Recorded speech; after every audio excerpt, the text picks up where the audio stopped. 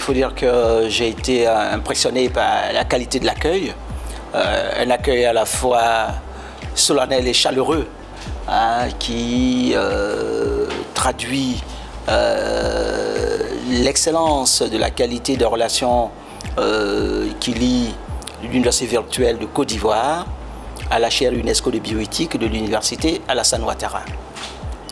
Voilà ce que je peux vous dire concernant l'accueil, surtout vu les dispositions prises par l'UVCI, on se croirait à une rencontre qui permettrait d'accueillir la plus haute autorité de tutelle, hein, ce qui n'est pas le cas. Nous sommes entre collègues universitaires, mais le dispositif mis en place est quand même celui des grandes journées, des grandes rencontres, en tout cas de l'UVCI. Quelques notions sur la bioéthique. Bon, déjà, il faut savoir que la bioéthique, c'est, si vous voulez, aujourd'hui une discipline. À l'époque, c'était un simple champ de recherche. Elle est devenue une discipline qui est spécialisée dans le domaine des technosciences biomédicales, biotechnologiques, et qui aujourd'hui s'oriente de plus en plus vers l'intelligence artificielle, hein, pour ne pas dire les technologies de l'intelligence, avec tous les problèmes à dimension éthique, hein, liés effectivement au développement successif de l'IA, hein, l'IA en abrégé intelligence artificielle. Alors, la voie par laquelle effectivement la bioéthique essaie de préconiser une quelconque maîtrise du phénomène technicien, hein, surtout celui qui se développe à travers l'intelligence artificielle, c'est de prêter une attention particulière aux algorithmes. Hein, parce que quand vous regardez bien, la quincaillerie autour de l'IA est plus facile à maîtriser que la série d'algorithmes qu'on crée, hein, pour pouvoir résoudre un problème. Vous voyez? Alors, il s'agit pour la nouvelle génération d'éthiciens de prendre les problèmes à la racine. Vous voyez? Parce que si on essaie de résoudre le problème par les effets, c'est-à-dire en voyant tout juste les conséquences dans une société, alors ça va être le perpétuel recommencement, ça va être un travail de Sisyphe. Alors qu'il y a un travail décisif à faire, à ne pas confondre avec le travail de Sisyphe. Et ce travail décisif, il doit se faire sur tout l'artillage, c'est-à-dire tout le façonnement, tout le dispositif intellectif, je ne dis pas intellectuel, intellectif, qui est créé pour pouvoir faire fonctionner idéalement l'intelligence artificielle. Faire en sorte qu'il se crée une sorte d'osmose entre l'artificiel et le naturel. Et c'est à ce niveau, précisément, que les éthiciens, les bioéthiciens se proposent d'agir pour infléchir ou orienter humainement le phénomène technicien. Et cela au profit de nos sociétés, parce que l'avenir de nos sociétés, comme je le dis, se joue dans la maîtrise éthico-technique de nouvelles formes de technologie, parmi lesquelles l'intelligence artificielle. On parle aujourd'hui, au-delà de l'intelligence artificielle, de ce qu'on a appelé les NBIC, hein, les nano, bio, B c'est pour bio,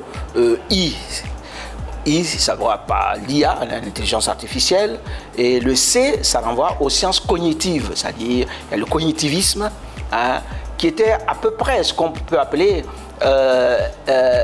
on peut l'inclure dans une sorte de préhistoire de l'intelligence artificielle. Tous ceux qui travaillaient sur le cognitivisme ont apporté également beaucoup. À l'époque, le cognitivisme s'appelait aussi le connexionnisme. Vous voyez, et il y a eu tellement de champs disciplinaires, des champs épistémiques qui se sont créés autour de ce phénomène. Donc on a parlé du cognitivisme, on a parlé du connexionnisme, on a parlé des sciences computationnelles. Vous voyez tout ça pour pouvoir désigner cette IA qui était encore en train de façonner le monde, mais qui était encore à l'époque un peu embryonnaire. Vous voyez? Mais aujourd'hui, vous voyez, l'IA s'est développée à un point où tout le monde en parle, Hein, tout le monde en parle, tout le monde en est saisi. Il y a un façonnement de nos sociétés qui est vraiment extraordinaire, mais nous avons le devoir, avec l'UVCI, de nous intéresser à la dimension éthique de ce phénomène pour que son développement ne soit pas seulement une simple avancée, mais soit pensé comme un progrès. Voilà, je vous remercie. Comme vous le savez, nous sommes une université dont l'ADN est numérique.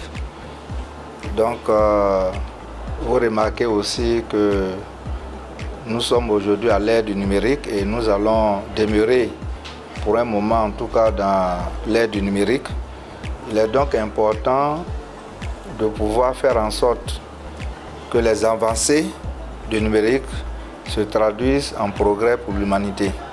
Et pour cela, il y a un trait commun qu'il faut maîtriser qui s'appelle l'éthique.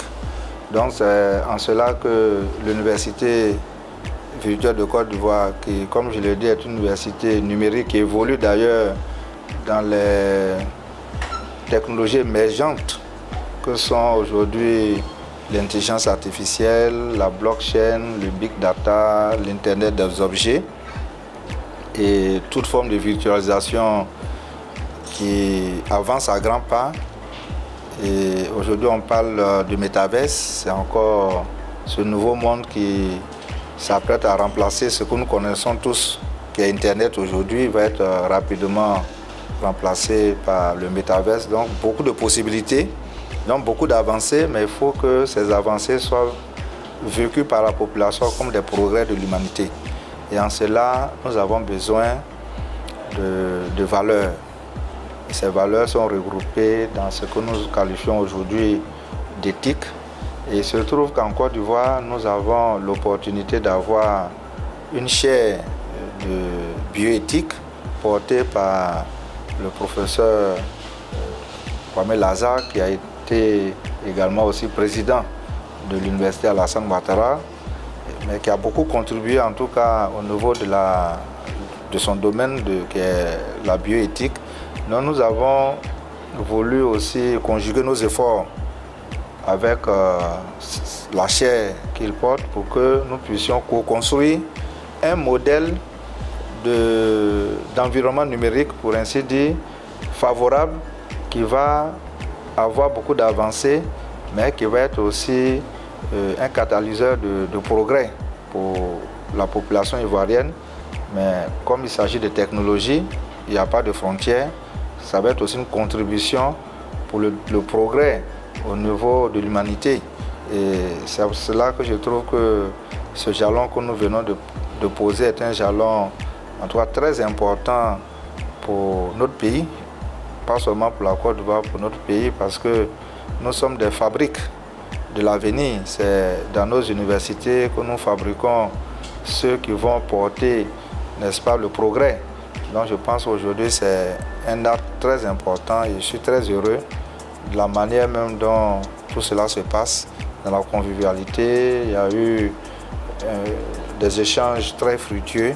Donc vraiment je suis aujourd'hui un président très satisfait à l'issue de cette convention que je viens de signer avec le professeur Kwame Lazare, titulaire de la chaire UNESCO de bioéthique.